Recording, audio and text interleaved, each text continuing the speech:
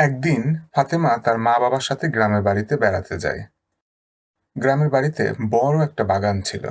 সেখানে বিভিন্ন ধরনের ফুল ও ফল গাছ ছিল। ফাতেমা সব সময় নতুন কিছু শেখার আগ্রহে মেতে থাকত।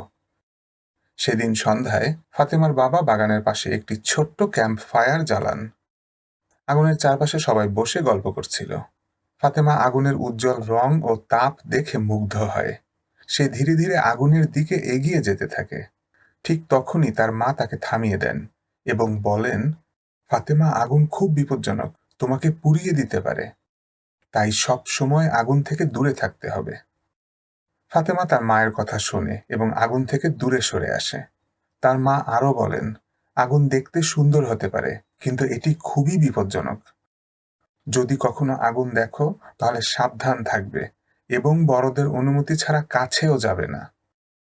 ফাতেমা তার মায়ের উপদেশ মনে রেখে আগুন থেকে দূরে থাকে এবং বুঝতে পারে যে আগুন খুব বিপজ্জনক।